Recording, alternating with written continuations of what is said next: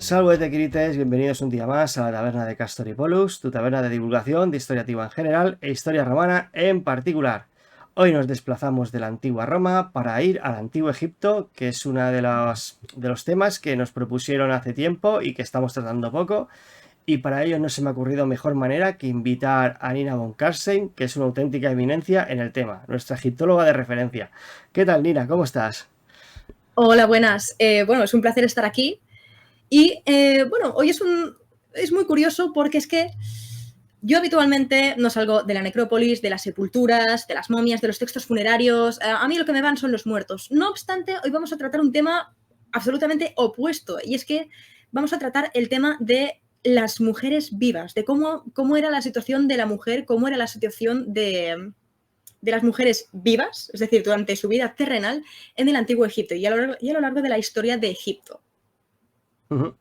Pues nada, pues cuando quieras nos llenamos la copa de Rico Mulsum de la taberna de Castor y Pollux, famoso en el mundo entero, en el mundo romano. Y bueno, y antes de empezar esta sesión, recordaros que si os gusta esto, pues le deis un buen like, os suscribáis si no lo estáis ya, si no os tendré que crucificar. Y bueno, y con el dicho esta pequeña cuña publicitaria, pues al lío. Bueno, pues empecemos con lo básico, es decir, ¿cómo es el derecho en el Egipto faraónico? Es decir, ¿cómo se organiza el derecho en el Egipto faraónico? Ese derecho que va a marcar cómo las mujeres viven su vida, qué se les permite hacer, qué no se les permite hacer. Pues bien, como en cualquier sociedad del mundo antiguo, no existe una división de poderes. Es decir, es una sociedad absolutamente monárquica, en este caso el monarca es el faraón, y de él emanan todos los poderes, incluido el judicial. No obstante, este poder judicial en concreto era ejercido por el visir, es decir, él era quien se encargaba de supervisar las Cortes Superiores de Justicia y juzgar sobre en tanto juez supremo, sobre los asuntos los casos judiciales más destacados del país. Ahora bien, en la práctica, el visir y tampoco el faraón no podían estar mediando sobre cualquier caso judicial que hubiera en todo Egipto. Es decir, si un campesino decía que el otro campesino le había robado una vaca en una aldea perdida del delta del Nilo, el visir y muchísimo menos el faraón no se iban a desplazar a esa aldea simplemente para mediar sobre ese caso.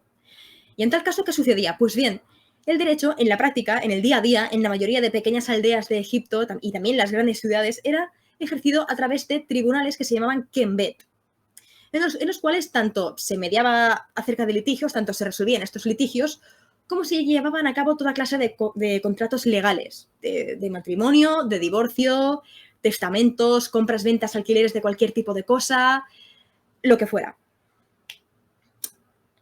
Y, por supuesto, alrededor de los kembet se articulaba la situación de la mujer. Es decir, en los kembet se llevaba a cabo o se dejaba de llevar a cabo todo aquello que las mujeres podían hacer.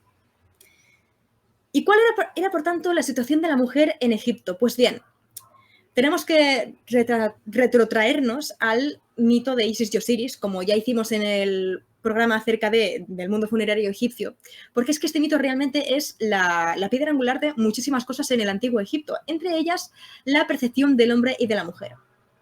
El hombre y la mujer, según los egipcios, según la mentalidad egipcia, eran totalmente distintos. Es decir, ellos veían que pues, tenían características distintas, tanto físicas como en cuanto a la imagen mental que se tenía de ellos. Y no se pretendía, según la mentalidad egipcia, una igualdad entre ambos.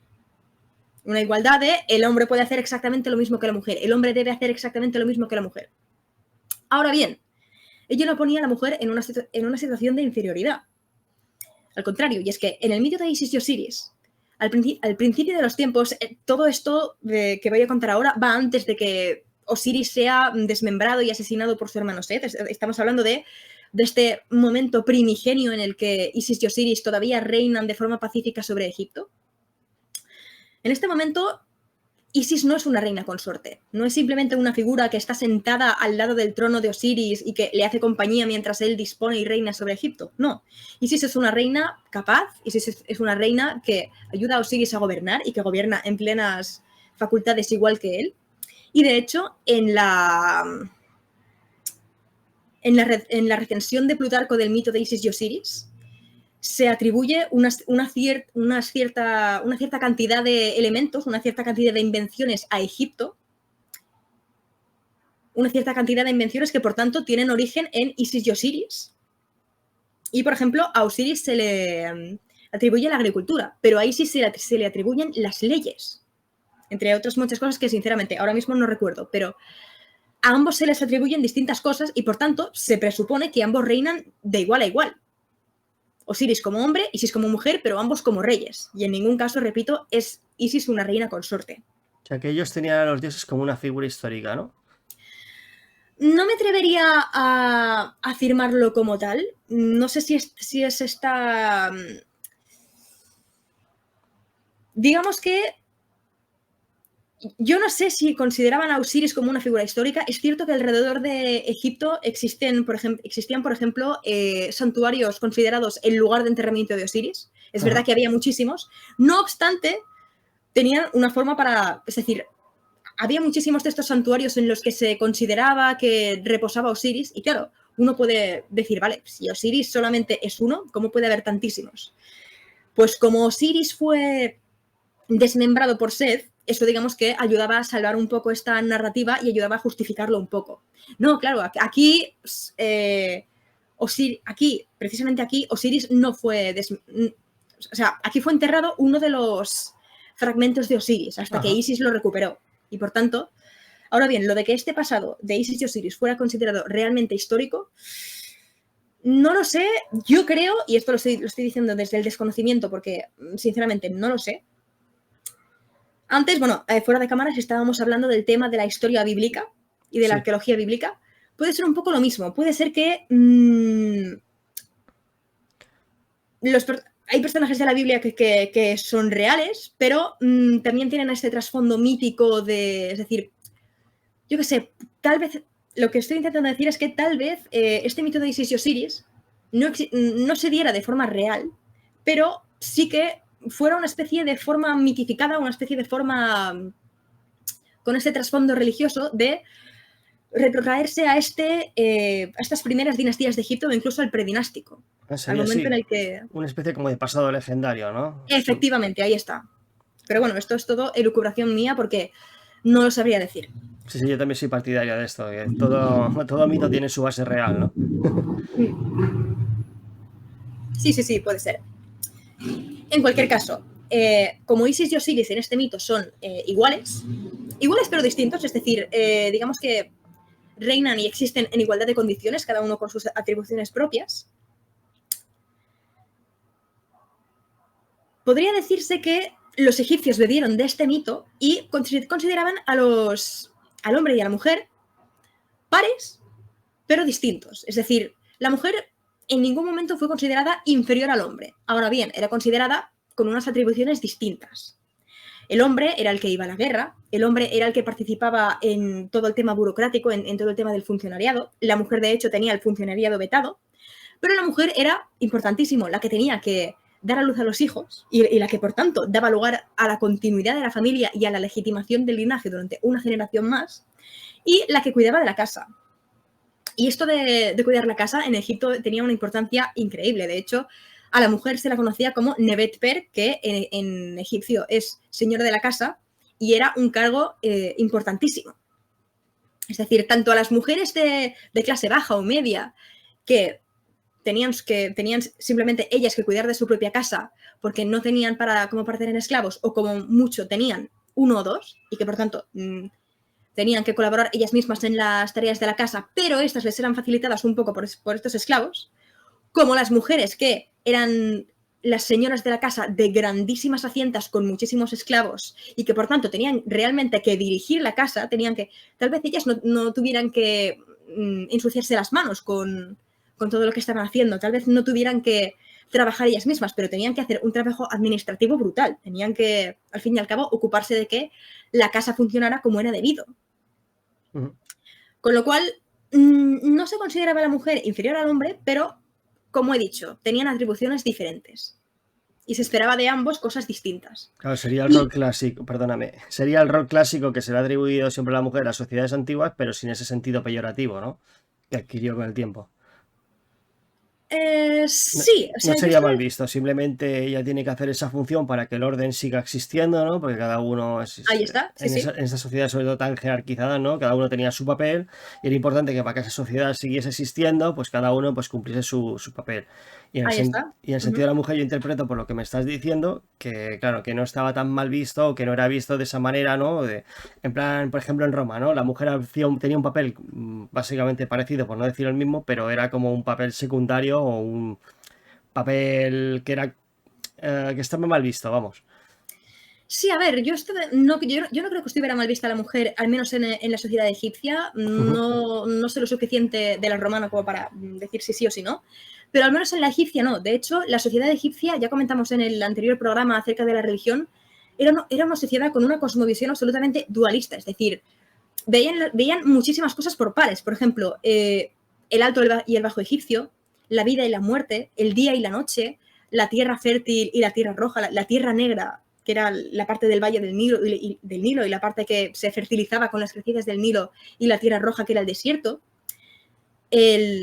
Bueno, Sí, el delta del Nilo y el Nilo como tal. el hombre y la mujer, Ahí etcétera, está, ¿no? el hombre y la mujer, y por Ajá. tanto, es muy interesante esto que has dicho antes de la manutención del orden, porque precisamente yo creo que puede ir por ahí la cosa. Es decir, el hombre tiene que ir a la guerra, tiene que participar en el tema del funcionariado, tiene que dedicarse en la medida de lo posible de cada uno, por supuesto, a la política, y la mujer tiene que cuidar de la casa, tiene que tener hijos, porque es que si no, no estamos respetando el orden que tiene que tener el mundo. Y en una sociedad tan profundamente religiosa como la egipcia, que no se respetara ese orden podía llegar a tener consecuencias terribles. Es decir, si el caos triunfaba sobre el orden, las cosas podrían ser, bueno, los oyentes que siguen Warhammer habrán oído hablar de Warhammer Fantasy, especialmente del fin de los tiempos. Sí. ¿Qué pasa en el fin de los tiempos? Que todo se va al garete, que por más que se intente seguir adelante, es que no se puede porque es que no paran de pasar desgracias. Pues en el mundo egipcio, si el caos llegara a triunfar sobre el orden, pasaba exactamente lo mismo.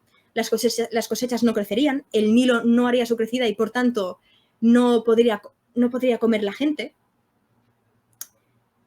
El día y la noche no se sucederían o en su defecto Ra durante su viaje nocturno podría ser atacado y no triunfar, con lo cual ya veríamos lo que pasara con el sol al día siguiente.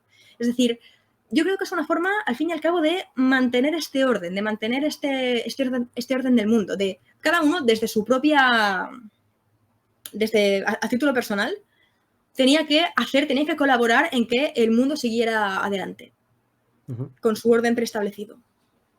Totalmente de acuerdo. Entonces, hemos dicho que hombre y mujer eran iguales, es decir, tenían esta situación de paridad de que, vale, la mujer no podía hacer ciertas cosas, como por ejemplo participar en el funcionariado.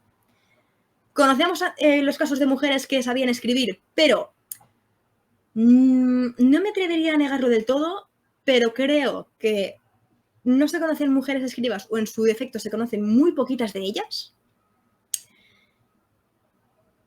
Pero, como ya he dicho, esa diferenciación de la mujer no implicaba, o sea, no era vista en tono peyorativo, no era, la típica frase terrible de los cuñados de ¡tú, mujer, a fregar! No se trataba de eso.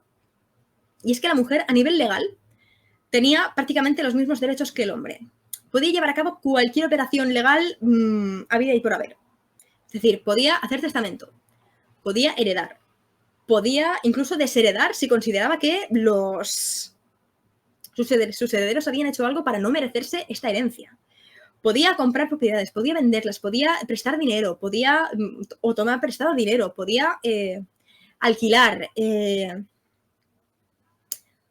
podía ser partícipe en contratos de matrimonio, escribiéndolos no por parte de su padre, sino por parte de ella misma. Podían divorciarse si ellas lo querían, o sea, no tenían que pedirle permiso al marido para divorciarse. Podían hacer estas cosas por ellas mismas sin ningún tipo de problema. Igual Y estoy adelantando contenido, porque la verdad que no lo he visto el guión, así que voy un poquito a ciegas. Pero el tema del divorcio me ha interesado. O sea, si una mujer quería divorciarse, simplemente ¿qué tenía que hacer? Presentarse a la autoridad competente y decir, me divorcio, hasta aquí he llegado. Sí, y de hecho hay una... Ostras. Más o menos, porque el derecho en Egipto era totalmente consuetudinario. O sea, tú, igual que una persona hoy en día va a casarse al ayuntamiento o a la iglesia y existe un documento, una partida de matrimonio y luego se hace el libro de familia y tal, en Egipto no. En Egipto la autoridad no tenía nada que ver con los matrimonios, ni con los divorcios, ni con nada. O sea, para que cualquier elemento, cualquier operación legal, entre ellas el matrimonio y el divorcio, fuera válida, simplemente con que el pueblo estuviera enterado. O sea, si por ejemplo un divorcio se da en una aldea, si los aldeanos, los vecinos, estaban enterados de Ajá. ello ya se consideraba válido. Con lo cual, es verdad que cuando había divorcios, habitualmente se acudía a estos tribunales llamados Kembet para ponerlo por escrito, hacer un contrato de divorcio y, bueno, un poco lo que se hace hoy en día de, vale, pues tú te quedas esto, yo me quedo esto, básicamente dividir los bienes. Pero lo que es o sea, no, ese documento simplemente hablaba de la división de los bienes. Lo que es el divorcio, con que los dos esposos, bueno, ahora ex esposos, fueran conscientes de ellos y con que el pueblo también fuera informado de ello, la autoridad no tenía nada que hacer, tampoco con los matrimonios. Es decir, es verdad que hay contratos de matrimonio en los que se dice qué dote da la mujer, se dice que se va a contraer matrimonio entre los dos esposos, pero esos contratos no son como, no tienen, no son legalmente vinculantes por sí mismos, simplemente se está dejando por escrito las circunstancias del matrimonio, entre quienes se da, seguramente la filiación de cada esposo, pero ese documento no es lo que hace válido el matrimonio. El matrimonio es válido por sí mismo. Otra cosa es que luego se quiera tener por escrito las circunstancias de un matrimonio, de un divorcio, de lo que sea. O sea, serían como lo que hoy conocemos como uniones de hecho, ¿no? Mm, Pero sin la firma correspondiente. bueno, puede ser. Puede Ajá. ser, sí. De hecho, hoy en día, de hecho, en el antiguo Egipto, para que una pareja se considerara que estaban casados, habitualmente solamente tenían que vivir juntos. Es decir, cuando una pareja se iba a vivir juntas, según la mentalidad egipcia, ya estaban casados. Ujú. Interesantísimo. Y de hecho, bueno, esta capacidad de agencia absoluta por parte de las mujeres egipcias la vemos desde muy, muy pronto. En la tercera dinastía ya encontramos evidencias de esta capacidad de agencia, porque hay una inscripción autobiográfica. Bueno, aquí estoy mirando el artículo que escribí porque lo estoy usando como chuleta, pero bueno, hay una inscripción autobiográfica de un alto funcionario de la época llamado Mecén, que habla de que su madre, la dama Nebsenit, le había dejado en herencia 50 aruras de tierra a él. Y bueno, luego también explica cuánto le había dejado a sus hermanos y tal. Claro, no habla de que su padre le dejó esas 50 aruras. Habla de que su madre, esta dama llamada Nebsenit, le había dejado estas tierras y por tanto se entiende que ya desde la tercera dinastía, o sea, ya desde los mismísimos albores de la historia de Egipto, la mujer ya podía testar. La mujer ya podía hacer con sus bienes lo que ella considerara apropiado. Ujú. Ya estamos hablando de, o sea, la tercera dinastía, aproximadamente, aunque no sea exacto, 2500 a.C. Sí, 2500 antes de sí, pues Faraón Cristo. Zoser creo que era la tercera dinastía. Pues sí, 2500 por ahí, para poner un número redondo aproximadamente. Bueno, es que ahora mismo las fechas me bailan, pero sí, en cualquier caso Sí, estamos hablando de cronologías muy, muy, muy, muy atrás. O sea, y desde el principio de la historia de Egipto. o sea que sí que se manejaba ya, o sea, ya venían apuntando fuerte. Sí, sí, sí, desde luego, desde Qué luego. guay. Y igual que podían hacer testamento, podían elegir desheredar a quien, como he dicho antes, a quienes ellas consideraran que no se merecían lo que en principio tenía que tocarles en el testamento. Por ejemplo, hay un testamento del 1144 a.C. de una mujer llamada Naunachte, que vivió en la ciudad de Deir el-Medina y que en la última, bueno, la versión que conocemos de su testamento, porque se presupone que hubo otra, desheredaba a 3 de sus hijos por no haber cuidado de ella. Y en cambio, otra de sus hijas acabaría recibiendo todos sus bienes porque, efectivamente, cuando esta señora se hizo mayor, se ocupó de ella, la cuidó y, bueno, no... Se ocupó de ella y, por tanto, ella consideró que se había merecido mucho más estos bienes, estas tierras, bueno, no sé si se especifica lo que tenían que recibir o dejar de recibir, pero bueno, en cualquier caso, la herencia pasa toda esta a esta última hija, precisamente porque porque esta mujer, la testadora, es decir, Naunachte, tiene la potestad de decidir qué hace o qué deja de hacer con esta herencia. Claro, los otros pues tendrían que callar. Bueno, pues haber cuidado a la madre. Se siente. Sí, de hecho, bueno, la mujer también podía participar en querellas legales, es decir, podía llegar a denunciar. Conozco, por ejemplo, el caso de una mujer. A ver que lo encuentre. Sí, aquí está. Las mujeres, por tanto, también podían denunciar en los tribunales, podían querellar en los tribunales por ellas mismas, es decir, no representadas por su padre, no representadas por nadie, sino ellas mismas, ellas por sí mismas. Y es el caso, por ejemplo, de una mujer del Reino Medio, de la 13ª dinastía en concreto, que se llamaba Tejenut y que conocemos por el llamado papiro de Cajún. Entonces, ¿qué le pasa a esta mujer? Que denunció a su padre por un supuesto robo o una supuesta apropiación indebida de unos esclavos que en teoría eran suyos, en teoría eran de Tejenut. ¿Qué pasó? Que en teoría el padre de Tejenut le habría dado a la propia Tejenut unos cuantos esclavos, pero posteriormente habría reclamado estos esclavos porque se los quería dejar en herencia a su nueva esposa. Es decir, estamos hablando de que este señor estaría casado con la madre de Tejenut, la madre de Tejenut en teoría fallece y al cabo del tiempo su padre rehace su vida, se casa con otra mujer y le quiere dejar unos cuantos esclavos a esta otra mujer, con tan mala fortuna de que precisamente esos esclavos ya se los había dado a Tejenut. Y Tejenut dijo, vale, pues vamos a ir a los tribunales a querellar sobre esto porque no puede ser que me hayas quitado estos esclavos. Es decir, la mujer podía valerse por sí mismo y podía denunciar injusticias como de la que estamos hablando si resultaba que se daban. Yo me he quedado con la copla de que el padre de Tejenut era un jeta de mucho cuidado, ¿eh? Me das algo y después me lo quita. ¿Esto qué es? No, sí, totalmente. Santa Rita. Ahora bien, hemos hablado de que la mujer podía hacer un montón de cosas, pero esto también venía con un deber que yo desconozco si la mujer tenía en otras sociedades del mundo antiguo. Porque, igual que podía hacer un montón de cosas, si se la consideraba culpable de algún tipo de delito, la mujer tenía que responder por ello y tenía que comparecer en tribunales para defenderse por sí misma. Es decir, la tutela ya no caía sobre su marido, ya no caía sobre su padre, sino que era ella misma quien tenía que cargar con las consecuencias en caso de haber hecho algo.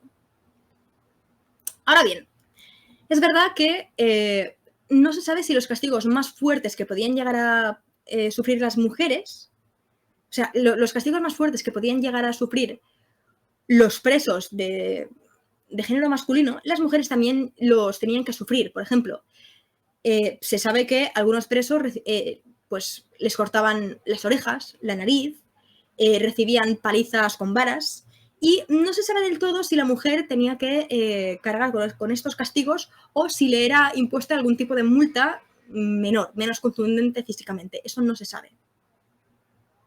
O sea, que no se sabe si había ninguna distinción entre hombres y mujeres a la hora de aplicar la pena.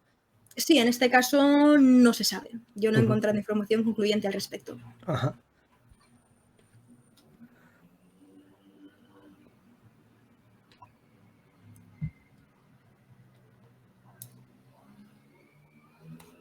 Vale, en cuanto al matrimonio, bueno, es una sociedad que como ya he avanzado hace un rato, tenía una importancia grandiosa, porque al fin y al cabo era lo que permitía que dos personas se juntaran y que por tanto engendraran descendencia y que así la dinastía de la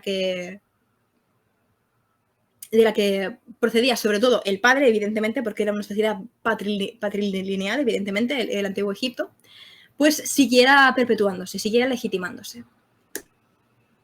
Entonces, hemos dicho que existen estos contratos de matrimonio, que de nuevo se llevaban en la Kemet y es como estos acuerdos prenupciales que tenemos hoy en día de división previa de los bienes, que en este caso sí que tenían consecuencias legales estos contratos, no sobre el hecho del matrimonio, porque el matrimonio se producía con o sin contrato, era una cosa, ya hemos dicho, totalmente consuetudinario, pero sí que tenían una consecuencia legal, que es que los bienes quedaban divididos al 50%. 50% para el hombre, 50% para la mujer. Esto era lo estándar. Es verdad que hay algunos casos de división algo distinta, pero en cualquier caso, en todos ellos la mujer salía muy, muy bien parada. Y esto era especialmente importante tanto durante el matrimonio, si este se producía, si este se perpetuaba sin ningún tipo de problema, como especialmente en el caso de divorcio. Porque en caso de divorcio, los bienes seguían divididos al 50% y quedaban divididos entre los esposos al 50% o los hijos en caso de que los hubiera en el momento del divorcio. Con lo cual, la mujer no se iba a quedar sin nada.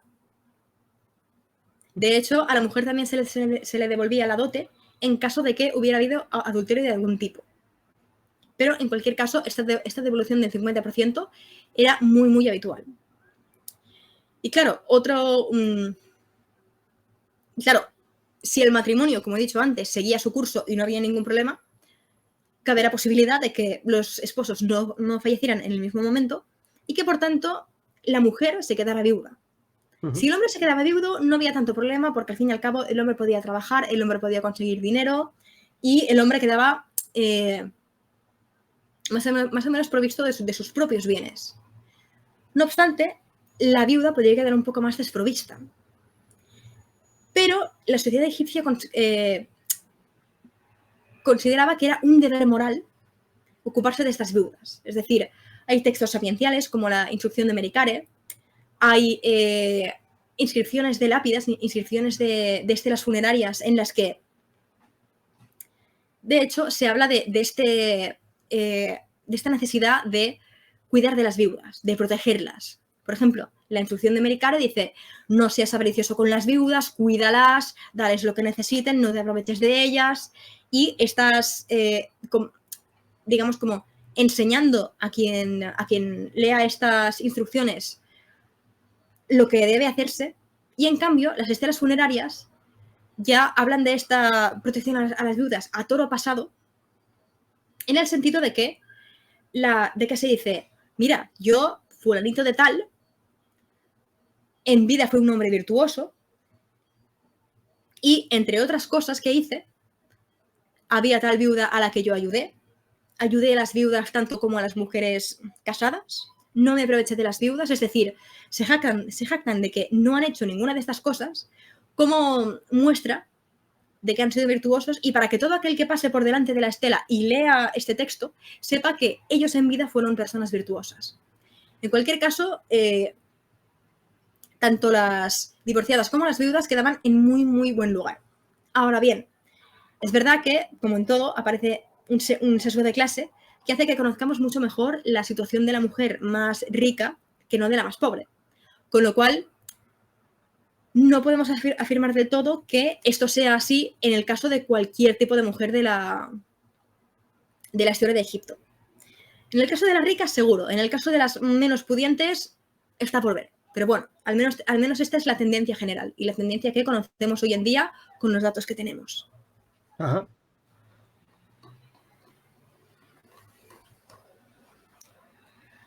Entonces,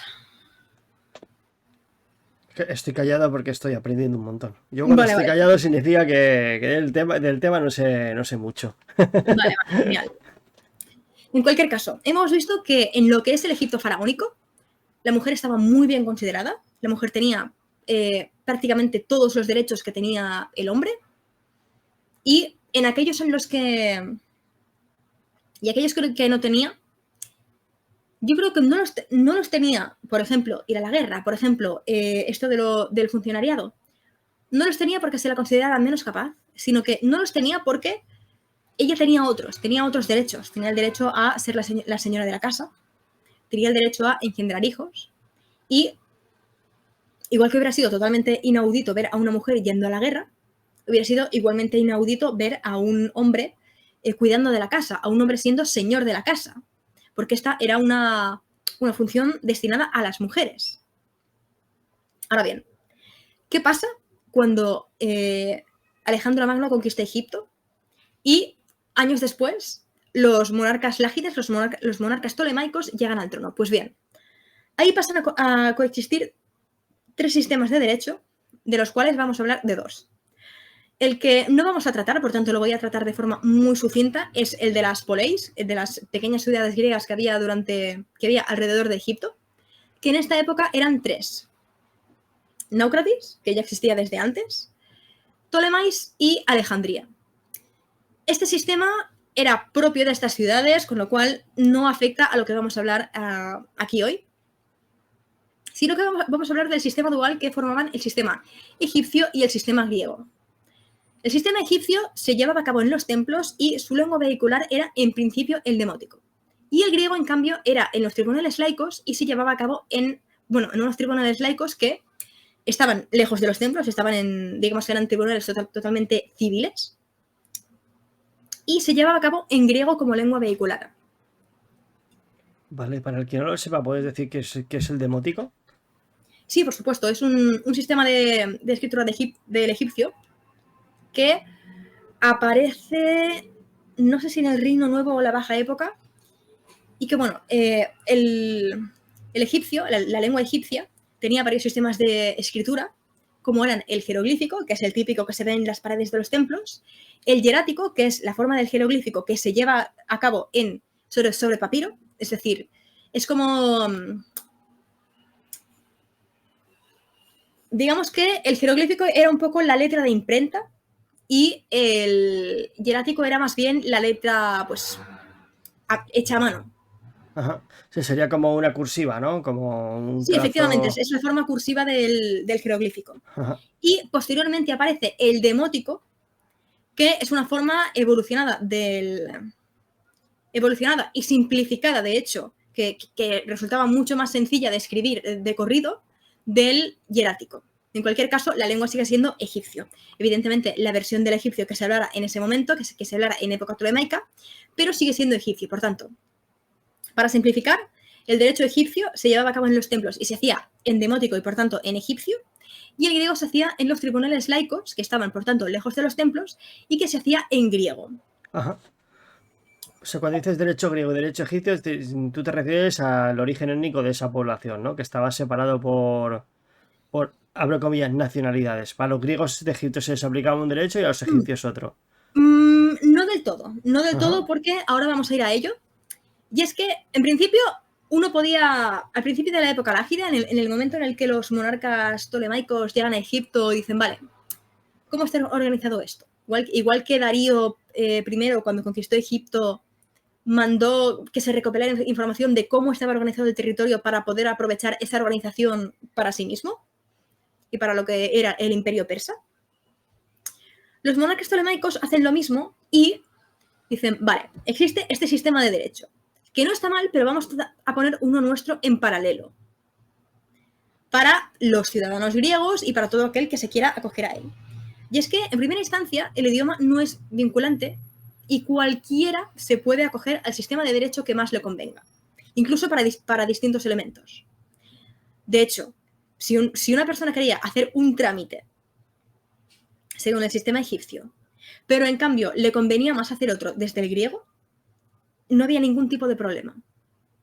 De hecho, muchas mujeres se acogían al egipcio cuando podían porque, pequeño spoiler, la situación de la mujer según el sistema griego no era tan buena como según el egipcio y por tanto las mujeres que no eran tontas decían, vale, yo voy a hacer lo que sea que tenga que hacer con el egipcio porque tengo muchas más facilidades.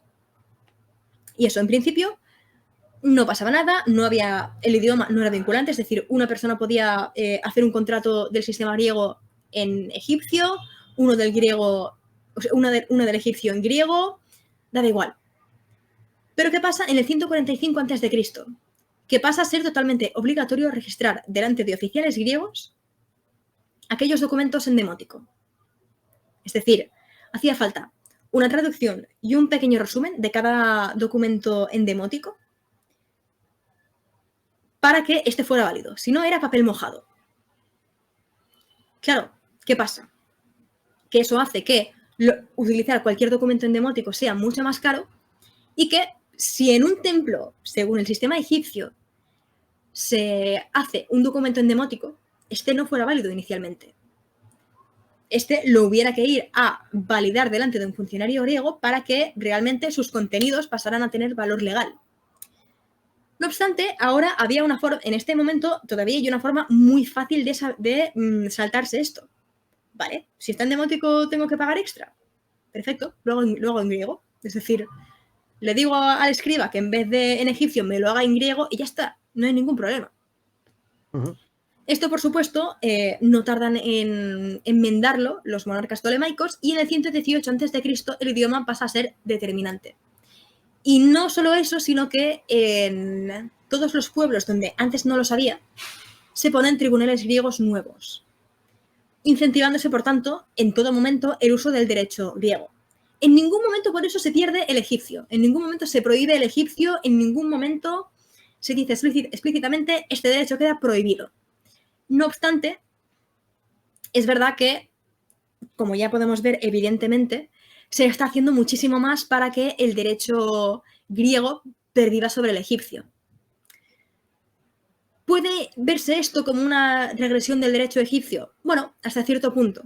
Porque en estos tribunales egipcios y griegos eran realmente operados todos ellos por egipcios nativos. Egipcios que se habían helenizado hasta cierto punto en el caso de los tribunales griegos, porque para formar parte de estos tribunales griegos era necesario aprender griego, era necesario helenizarse, tomar ciertas costumbres griegas en tu vida, pero al fin y al cabo tú seguías siendo egipcio.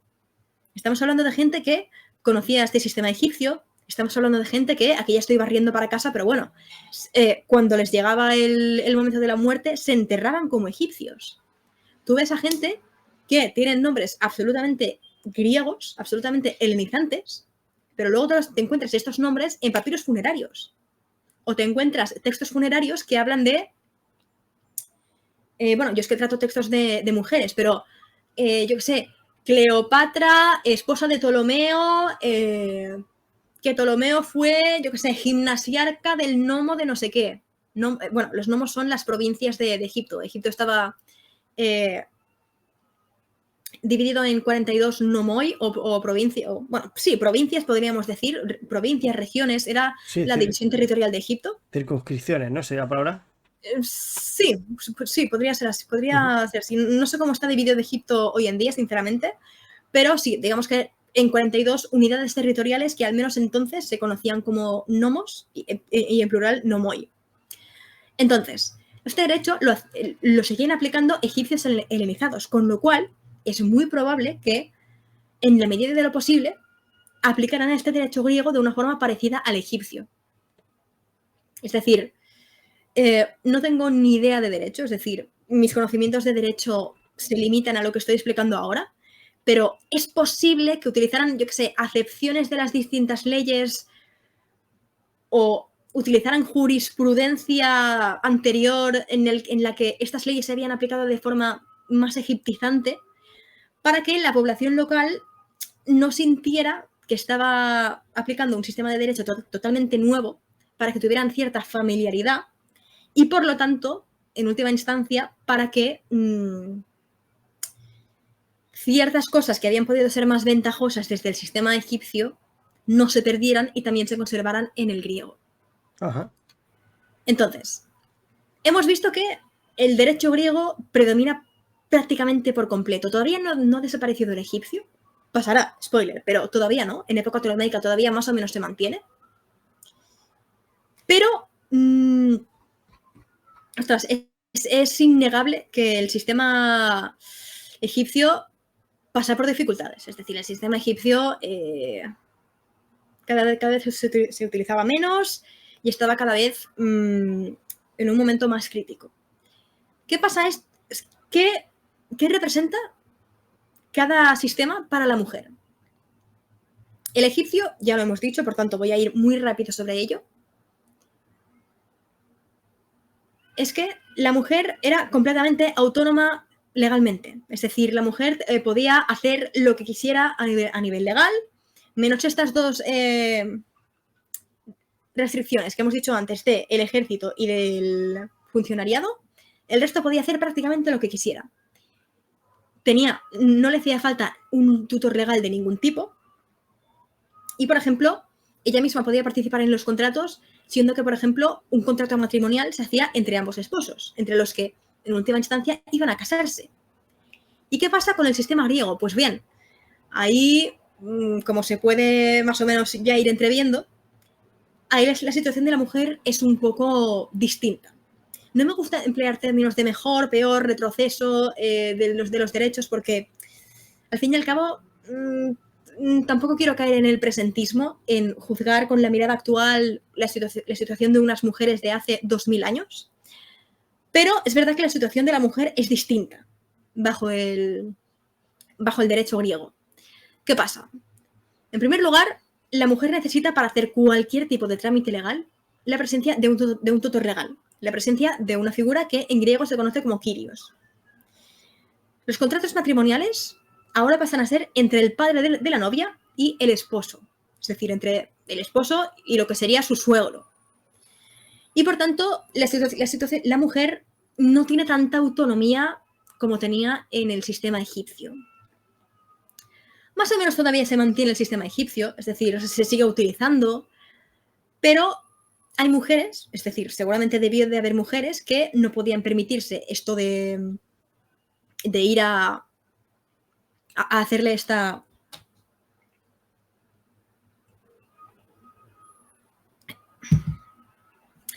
traducción, de hacer este resumen de los contratos en griego, y por tanto, en egipcio, perdón, y por tanto no tenían otra que al no poder permitirse este resumen, esta traducción de los contratos en demótico, no tenían otra que participar del sistema griego, porque era el que se podían permitir. Era el que simplemente implicaba ir al tribunal, hacer lo que tuvieran que hacer, acompañadas, eso sí, de sus kyrios, y listo. O sea, sabía que no tenían elección. Es posible que una mujer más pudiente, más adinerada, pudiera emplear el sistema egipcio, porque pudiera permitirse, o ella, o bien un esclavo, que se tomara la molestia de ir a validar el documento al tribunal griego una vez habían salido del templo, y no había ningún problema. Pero si eres una mujer que bastante tenía con lo suyo, que no podía permitirse esta redacción, esta leyenda, y que por tanto tenía que conformarse con el griego, pues sistema griego y punto. O sea, no había elección ninguna. Con lo cual, cabe la posibilidad de que esta nueva situación, esta situación pues algo distinta, no tan autónoma, se diera y fuera la realidad para muchas mujeres, al menos de clases menos pudientes, al menos de clases subalternas. Porque es eso, no tenían elección, no tenían con qué pagar estas gestiones y por tanto era lo que había para ellas. Sin embargo, el sistema egipcio todavía medio aguantaba. ¿Qué pasa? Sin embargo, una vez que Roma llega a Egipto, una vez que Roma conquista Egipto y que Egipto pasa a ser una provincia romana. Pues bien, ahí pasan a convivir 3 tradiciones legales. Voy a ir muy rápido sobre las 2 primeras porque, de nuevo, no son las que nos interesan. Primero, el derecho romano, aplicado al puñado de ciudadanos romanos que había en Egipto. Había poquísimos. El derecho puramente griego, aplicado a los ciudadanos de estas poleis griegas que hemos dicho antes, a las cuales se añade Antinópolis en su momento, cuando esta es fundada, y el llamado sistema mixto, que aunaba este sistema griego y este sistema egipcio y que se aplicaba a todo el resto de la población. Pues me está surgiendo una duda. Sí. ¿Y en caso de litigio entre un egipcio y un romano, por poner un ejemplo? Derecho romano. Ahí me has pillado. Ahí me has pillado. Creo que había tribunales mixtos para estos casos. Es decir, tribunales formados por gente, digamos, versada en cualquier tipo de tradición legal, en cualquier tipo de estas tradiciones legales que había por aquí, y que más o menos se conseguía resolver de esa manera. Al menos sé que había de esto en el Egipto tolemaico, un tribunal mixto para asuntos en los que se mezclaran estas dos tradiciones, en los que se mezclaran usuarios de estas dos tradiciones, en el que, sin embargo, predominaba el derecho griego, con lo cual me atrevería a hacer la inferencia de que, en este caso, extrapolando un poco lo que he dicho del caso tolemaico, tal vez predominaba el derecho romano, porque al fin y al cabo estamos hablando del derecho del invasor, del derecho del que al fin y al cabo ha puesto este nuevo sistema. Y, hombre, yo creo que Roma estaría mucho más interesada en tener contento a un romano, un ciudadano romano, que no a un egipcio que está ahí porque, mira. Sí, porque el paralelismo que se me ocurre es que durante la República Media, sí, más o menos en la época previa a las guerras púnicas, había dos pretores. Está el pretor, el pretor peregrino, que era para que se dedicaba a solucionar los litigios de los extranjeros. Después estaba ¿Sí? el otro pretor, que se encargaba para el tema de ciudadanos romanos. Y en caso de litigio entre ambos, pues predominaba el derecho romano. Sí, puede ser. O sea, no tengo un dato concreto sobre esto, pero tiene mucho sentido que sea así. Tiene mucho sentido que, en caso de que se mezclaran dos tradiciones y de que hubiera un litigio entre ambas, pues predominará la propia desde el punto de vista romano. En cualquier caso, si los monarcas tolemaicos habían hecho ya para que el derecho griego predominara, es que los romanos ya es que ponen el último clavo en el ataúd del derecho egipcio. Es decir, en primer lugar, la justicia pasa a ser impartida por oficiales romanos en griego. Es verdad que había traductores para todo aquel que los necesitara, pero el derecho pasa a hacerse en griego en cualquier caso. Es decir, por más que estemos utilizando el derecho egipcio, el tribunal, todo el acto de llevar a cabo el acto legal que sea, se va a llevar a cabo en griego. Vale, perdóname, tendría que hacer una puntualización para que no lo sepa, porque a alguno le chocará. ¿Por qué no en latín? Porque el latín era la lengua franca de la parte occidental del imperio, Italia, Hispania, Galia, etcétera, y la parte oriental, que era de tradición griega, pues se utilizaba el griego como lengua koiné, ¿no? Como lengua Efectivamente. franca. Nada, simplemente eso, perdona si te he cortado, continúa por No, favor, ningún problema. que me parece De interesantísimo. hecho, esto se da por lo que acaba de decir Castor, pero por un asunto más, porque realmente Egipto no fue romanizado. Es decir, ¿pudo haber ciertas influencias culturales romanas? No lo dudo, seguro que sí. De hecho, mi tesis doctoral en cierto momento habla de esto, o sea, investiga qué influencia cultural tuvieron Grecia y Roma en el mundo funerario egipcio. Ahora bien, Egipto no fue romanizado, es decir, a las clases pudientes egipcias, hasta donde yo sé, no se les enseñó latín. Siguieron teniendo el griego como idioma culto, frente al egipcio como idioma más de las clases subalternas, o idioma también. O sea, el griego era el idioma culto y el idioma para cualquier asunto legal, y el egipcio, además de para las clases subalternas, porque por supuesto en una aldea perdida en el Nilo, pues no iban a hablar griego o iba a hablar griego poquísima gente, pero el egipcio era utilizado todavía para la religión, es decir, para los asuntos religiosos, para para los rezos, evidentemente para el mundo funerario, es decir, hay muy pocos textos funerarios en griego. No obstante, el sistema legal estaba totalmente en griego. Ya como herencia de este sistema mucho más helenizado que pusieron los monarcas tolemaicos, y que ponía el griego como elemento, como idioma burocrático, digamos. En cualquier caso, los romanos continúan con esto. ¿Por qué? Bueno, pues porque los romanos tenían una obsesión con la practicidad y la eficiencia y dijeron, mira, no vamos a dedicarnos a qué.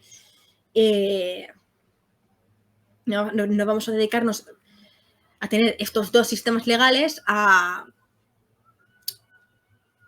cuando podemos tener uno y cuando podemos tener un único idioma que los aúne a ambos y que, por tanto, sea todo mucho más fácil a la hora de que todo el mundo pueda entender, todo el mundo no, las autoridades, en caso de necesidad, entiendan lo que se está haciendo en los tribunales. Entonces, he dicho que antes hacía falta un resumen en griego de... antes, de hecho, me he equivocado. He dicho que hacía falta un resumen y una traducción en griego en los contratos en demótico. En realidad, lo que pasaba en época tolemaica, me corrijo, es que hacía falta un pequeño resumen. Es decir, un resumen de este contrato va de esto, ya está. Eso era lo que hacía falta. El resumen y la traducción que me he liado es lo que ahora pasan a exigir los romanos para que un contrato demótico sea válido. Claro, esto es todavía más caro, esto es todavía más inconveniente, y por tanto esto acaba provocando que en el siglo I después de Cristo el derecho egipcio caiga prácticamente en desuso. Es decir, a finales del siglo I después de Cristo creo que encontramos el último documento del derecho egipcio. Pero ahora bien, igual que hemos dicho antes que aquellos ciudadanos egipcios más helenizados, pero egipcios al fin y al cabo, podían aplicar el derecho griego de una forma más o menos egiptizante, dependiendo de lo que cada tema diera de sí, el derecho griego también se podría aplicar de una forma parecida al egipcio en este momento, porque sí, el derecho lo impartían los oficiales romanos, pero estaban rodeados de un consejo de funcionarios locales, funcionarios egipcios, por tanto, que conocían la tradición local, que por tanto le podrían aconsejar para que aplicara el derecho griego de una forma parecida al egipcio. Con lo cual, ¿se pierde el derecho egipcio? Pues bueno, en parte sí, porque, como ya he dicho, en el siglo I después de Cristo ya prácticamente no se utiliza, durante este siglo cae prácticamente en desuso, pero aún encontramos algunos rastros de algunos restos de en cómo se podía aplicar en según qué temas el derecho griego, de una forma más egiptizante. Ajá. Se aplicaría a la romana. Bueno, no sé. O al revés. O sea, la romana a la egipcia. Sí, Derecho ahí romano a está. la egipcia. Ahí está, más a la egipcia. Porque es que, de hecho, con el derecho romano, yo no creo que los egipcios de a pie, los egipcios de una pequeña aldea, tuvieran mucho contacto. De hecho, me atrevería a decir que habría bastantes egipcios que no sabrían ni lo que era el derecho romano. Es decir, tendrían más, es decir, tendrían contacto con el derecho griego, lo tenían desde luego, por todo esto que he explicado, pero contacto con el mundo romano, contacto con lo que es la cultura romana y la romanización, es decir, yo no lo tengo tan claro. Por ejemplo, cuando Augusto se convierte en... Vamos, Egipto pasa a ser parte del Imperio Romano y por tanto Augusto pasa a ser nuevo faraón egipcio, a Augusto se le sigue representando en los templos. Con lo cual, hombre, es posible que las noticias corrieran y dijeron, ostras, no, es que... wow, nuestra reina Cleopatra ha muerto porque ha habido una guerra, no sé qué, pero realmente para un egipcio de una pequeña aldea que no ha estado en la guerra ni ha estado en nada, bueno, vale, pues ahora en vez de salir esta señora en los relieves de los templos, sale este otro señor, Claro. que tiene un nombre un poco más complicado de leer en jeroglífico, lo cual tampoco les importaba mucho a los egipcios de a pie, porque es que tampoco lo sabían leer, pero bueno, lo sabría, igual se lo contarían. Pero bueno, en cualquier caso, el impacto que tenía realmente Roma, el derecho romano, lo que es la conquista por parte de Roma sobre un egipcio del Egipto profundo, es que ahora sale un tío distinto en el templo, ahora sale un tío distinto en las monedas, o sea, no... Con lo cual, el derecho romano, vamos, que lo que estoy intentando decir es que el derecho romano, en lo que son en lo que es el Egipto profundo y fuera de Alejandría y tal vez las grandes polis griegas, yo no creo que tuviera mucha cabida en el Egipto, en el resto de Egipto. Pues que creo que se están metiendo ya en un jardín que no veas, porque es que esto da para otro programa. Así lo que sería el funcionamiento del Egipto, de la provincia romana de Egipto, ¿no? Sí, desde luego, desde luego. Yo interpreto como eso, que ahora en vez de, ahora Cleopatra ha muerto, pues ahora le toca a otro señor pues hacer los rituales para mantener el orden, y como este señor está muy lejos y desconoce los usos y costumbres, pues dejará algún delegado aquí pues que se encargue de hacer estas historias. Realmente quien llevaba ahí el funcionamiento del país pues era el pretor, que se encargaba de que no haya disturbios y que el trigo llegase al puerto de Ostia, que eso era lo más importante, y la casta sacerdotal, que a la vez los nobles, que son los que siempre realmente han partido, no sé cómo se suele decir, ¿no? Como los que han cortado el bacalao en Egipto, sí, totalmente. Pues son los que llevarían pues las riendas del país, los que se reunirían delante del gobernador, en este caso, creo que lo hemos dicho antes, creo que tenía rango era un ecuestre. Y creo que sí. Sí, el rango ecuestre, sí, los senatoriales, como bien has dicho antes, no podían pisar el país sin un permiso especial, y sería el que llevaría los asuntos frente al gobernador, y el otro pues dictaminaría sí o no, pero vamos, que se dejaría asesorar, porque esta gente es la que tiene realmente el conocimiento profundo y el contacto con la gente del país. Es que es un país que siguió funcionando, básicamente siguió funcionando solo, tuvo una idiosincrasia muy diferente a la que tuviesen otros pueblos, que sí tuvo que intervenir más directamente, pues eso, porque eran más levantiscos o tenían un sustrato cultural más, entre comillas, pobre, ¿no? No estaba en un estado tan avanzado, porque es que estamos hablando que Egipto en este momento pues tiene un recorrido histórico de unos 2500, unos 3000 años, si incluimos el predinástico, o sea que tiene solera. De hecho, las grandes civilizaciones del Mediterráneo oriental beben y se miden, bueno, se inspiran de la cultura egipcia. Sí, sí, es que, claro, Egipto tenía un recorrido tan grande que es que cuando llegan los persas, los tolemaicos, los romanos, es decir, todas estas, cuando Egipto ya empieza a tener gobernantes extranjeros, ya no son egipcios de pura cepa, sino que son extranjeros, no son, digamos que Egipto ya no es gobernado por y para Egipto, sino para el imperio persa, para el imperio tolemaico, que sí, tenía su base en Egipto, pero los tolemaicos no querían reinar sobre Egipto, sino que querían expandirse y lo que querían era pegarse con los otros diádocos y a ver quién ganaba y a ver quién se convertía en el próximo Alejandro. Al final no acabó pasando, al final es verdad que los que más duraron fueron los egipcios, pero y bueno, y ya en época romana, Egipto no es gobernado por los romanos por y para los egipcios. Egipto es gobernado para los romanos como granero de Roma.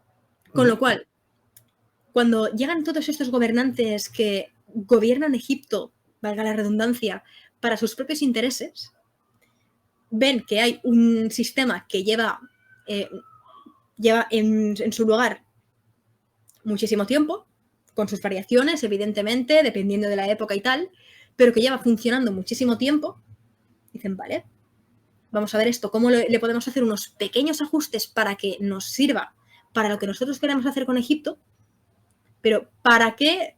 Si no está roto, ¿para qué lo vamos a arreglar? O sea, vamos a ponerle unos pequeños ajustes para que sea igual más eficiente, porque evidentemente no era perfecto, para que se ajuste un poco más a lo que queremos nosotros sacar de Egipto. Por ejemplo, los tolemaicos eran de cultura griega, ¿vale? Vamos a poner a todo el sistema funcionarial hablando en griego, vamos a poner ese sistema de derecho griego y promocionarlo lo máximo posible para que lo utilice el máximo de gente posible, pero la base no la cambiaron. En el caso de los romanos tampoco. Los romanos dijeron, vale, ¿qué han dejado aquí los tolemaicos? vale, este sistema, no sé qué, vale, vamos a poner igual a oficiales romanos para que vigilen un poco el tema.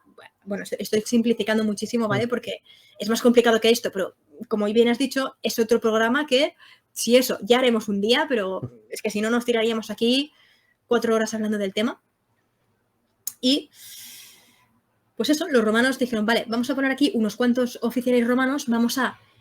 Esto del derecho demótico molesta, ¿para qué vamos a estar aquí con 2 sistemas de derecho si con uno ya va bien? No vamos a prohibir el egipcio, pero sí que vamos a poner todas las trabas posibles para que no se utilice más, con lo cual, bueno, no es lo mismo que prohibirlo, pero sí que el efecto final en última instancia es el mismo, porque al fin y al cabo ya no se puede utilizar. Pero bueno,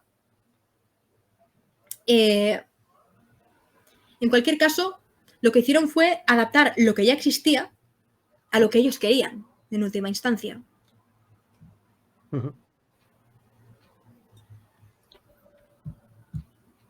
Entonces, ¿qué pasa con las mujeres? Es decir, ¿qué consecuencias tiene todo esto para las mujeres?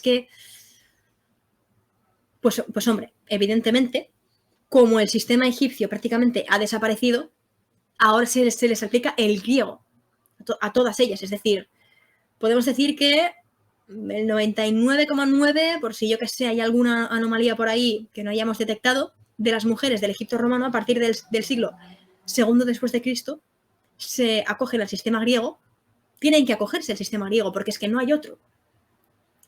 Y por tanto, les hace falta este Kyrios, este tutor legal para hacer cualquier tipo de operación. Comprar algo, comprar una propiedad, vender, alquilar, testar, heredar, incluso para preparar un funeral. Hay un documento del siglo IV después de Cristo, creo que es una carta muy curiosa que unas hermanas le envían a su hermano, que se ve que el hermano está viviendo lejos, siendo que este hermano es su Kyrios, este hermano es su tutor legal, igual porque no están casadas, porque aún son jóvenes para casarse, por el motivo que sea, no lo especifican en la carta. Total, que le envían una carta diciendo que su madre ha muerto y que, por favor, le imploran prácticamente que vuelva cuanto antes al pueblo en el que viven estas mujeres, porque ellas no pueden hacer nada, ellas no pueden organizar el funeral, no pueden organizar la herencia, no pueden hacer nada. Tiene que estar el hermano, que es su Kyrios, que es su tutor legal, para que puedan hacer cualquier cosa. Y claro, tienen a la madre fallecida, están desesperadas porque es que no se puede hacer nada y necesitan que el otro vuelva lo antes posible.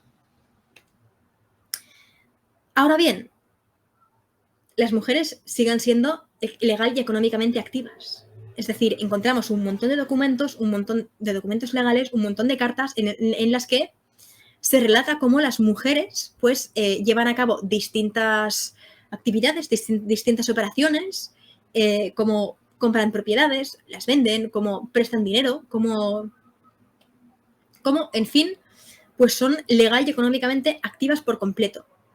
¿Qué implica esto? Pues que se presupone que estos Kyrioi, estos tutores legales, estaban conformes con que hicieran todo esto y que, por lo tanto, a ellos que más les daba que las mujeres hicieran lo que tal. De hecho, yo interpreto que esto de la tutela, de que tuviera que estar el Kyrios ahí en el tribunal con ellas, llevando a cabo la gestión que fuera, era una cosa... era prácticamente un trámite. Es decir, hemos hablado antes del recorrido que tenía Egipto ya antes de la época tolemaica y de la época romana. Con lo cual, estamos hablando de muchísimos siglos en los que las mujeres habían podido hacer lo que querían, en las que no había hecho falta ningún tipo de tutor legal, y en la que, es que esto de que el tutor legal te acompañe a vender un terreno, por ejemplo, era una cosa que no se estilaba en absoluto. Con lo cual, ¿yo qué interpreto? Que bueno, que este Kyrios le dijo que los Kyrios decían, bueno, vale, ¿te hace falta que te acompañe al tribunal para firmar conforme estoy de acuerdo con que hagas esto? Vale, pues te acompaño, pero si nos han dicho estos señores que ahora gobiernan sobre nosotros que hay que hacer esto para que la venta del terreno sea efectiva, de acuerdo. Yo no lo entiendo, esto nunca se ha hecho así, pero bueno, si hay que hacerlo, se hace. Es decir, que se viera más como un trámite que no como realmente algo... que realmente la mentalidad sobre la mujer realmente cambiara. Es decir, hemos dicho antes que la mujer en tiempos faraónicos era vista pues como una igual al hombre, como un ser que tenía otras atribuciones, pero que a nivel legal tenía, no voy a decir igualdad absoluta porque sería tirarme muchísimo a la piscina, pero una situación en comparación con otras sociedades del mundo antiguo muy, muy buena. Tenía una imagen pues muy halagüeña por parte de la sociedad egipcia. Con lo cual, después de siglos de esto, prácticamente pues 2 milenios y medio más o menos, prácticamente 3, esta situación de la mujer ya debía estar más que cimentada, ya debía estar más que asimilada y por tanto es eso. Si ahora hacía falta que el marido, el hermano, porque antes no lo he dicho, pero el Kyrios era cualquier hombre era un hombre del círculo de la mujer. Sí, Véase padre, el padre, el hermano, el ajá. marido, habitualmente el marido, el hijo, si faltaba el marido, algún hombre así de su entorno. Si este Kyrios tenía que acompañar a la mujer a hacer cualquier trámite, pues la acompañaba y punto. O sea, no había problema. Ahora bien, como siempre, tenemos aquí un sesgo de clase que hace que solamente tengamos datos, o que tengamos más bien muchos más datos de las mujeres pudientes. ¿Pasaba lo mismo con las mujeres de clases más subalternas? Pues no lo sabemos. No sabemos si esto se aplicaba realmente a todas o si las subalternas, pues al tampoco tener tanto patrimonio con el que operar, podían realmente hacer uso de estos derechos o no. En cualquier caso, existían también muchas mujeres trabajadoras, mujeres que hacían faenas muy, muy distintas, muy, muy diversas. Había, por ejemplo, taberneras, había regentes de baños, tanto baños solamente femeninos como de la parte de los baños destinada a las mujeres.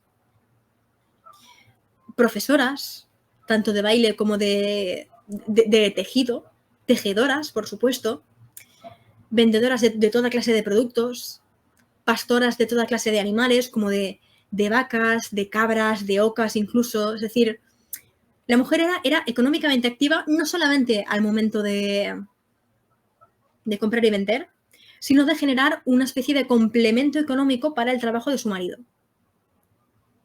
Uh-huh. Y nada, esto sería todo. Pues súper interesante, has conseguido que interrumpa poco, o sea, eso es buena señal. Vale. Bueno, no sé hasta qué punto, porque eso significa que soy un ignorante en el tema, ¿no? Pero bueno, ahora ya soy un poquito menos ignorante, porque como te he dicho, he aprendido un montón. Considero que es un tema súper interesante. ¿Tú sabrías recomendar algo de bibliografía al respecto? Porque has conseguido ¿Sí? picarme. Sí, por supuesto. La tengo aquí en la tablet que utilizo para estudiar y tal con el doctorado. Vamos a ver. A ver. O si quieres, si te parece bien, me lo pasas después por ¿no? Por privado, y lo pongo los enlaces en comentarios pues para que la gente pueda acceder a eso. Yo el primero, porque te Vale, por digo, supuesto. me has De hecho, conseguido. los puedo mencionar de viva voz y ya luego Vale. ponemos. En primer lugar, de Christian de Roche Novelcourt, La mujer en tiempos de los faraones. Luego está de Guy Robbins, Las mujeres en el antiguo Egipto. Luego hay un par de libros que, bueno, dentro de ellos viene un poco de todo, pero entre ellos capítulos acerca de la mujer en el antiguo Egipto y también en el Egipto romano, que uno de ellos es A Companion to Ancient Egypt. Ajá. Luego está The Oxford Handbook of Roman Egypt. Este está editado por Christina Riggs. Luego, A Companion to Greco-Roman and Lake Antique Egypt. Y luego hay un libro que... a ver... que creo que es la... Creo que la publicación de la tesis doctoral de una investigadora española, que voy a ver si lo tengo en la estantería, porque ahora mismo no recuerdo el título, Ajá. pero es muy, muy bueno. Vale, efectivamente. Es Género y sociedad en el Egipto romano, una mirada desde las cartas de mujeres, de Amaya Goñi Zabalegui. Ya te pasaré ahora las referencias de cada cosa para que lo puedas poner en la descripción, porque la verdad es que es un tema súper, súper interesante. Sí, totalmente, ya te digo, a mí me ha conseguido enganchar hasta las últimas consecuencias. Y además que hemos tocado diferentes palos, ¿no? Hemos también abierto la caja de los truenos, ¿no? Hablando del sistema jurídico greco-egipcio, latino-egipcio, un poco del funcionamiento de la provincia romana, Sí, desde del luego. Egipto. No, no sé, aquí hay tema para rato. Bueno, y te has comprometido a hablar del Egipto romano. Sí, desde luego. Está registrado, ¿eh? Sí, no, sí. De hecho, me viene bien para ponerme las pilas con el tema del contexto político de mi tesis doctoral, así que vamos a matar dos pájaros de un tiro con esto. Ya sabes que aquí en la taberna tienes tu casa. Nina, muchísimas gracias por haber venido. A ti. Seguiremos trabajando en diferentes temas y bueno, lo más importante es que nos lo pasamos bien pues hablando y en mi caso hoy escuchando sobre historia. Espero no haberte interrumpido mucho. No, que va. Bueno, pues muchísimas gracias por invitarme.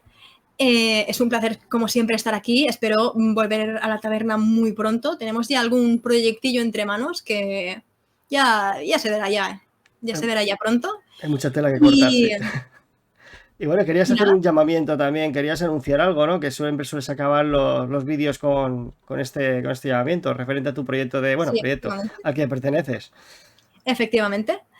Bueno, pues yo pertenezco al grupo de recreación histórica Barquino Orients, un grupo basado en Barcelona, que bueno, es un grupo de recreación histórica de época romana, en el que siempre buscamos gente, pero especialmente ahora mismo estamos en búsqueda de chicas que se nos puedan unir, porque es verdad que siempre vamos escasas. Es decir, de chicos siempre entra gente a hacer de legionarios, a hacer de gladiadores, pero el tema de las chicas, por algún motivo, se resiste un poco más.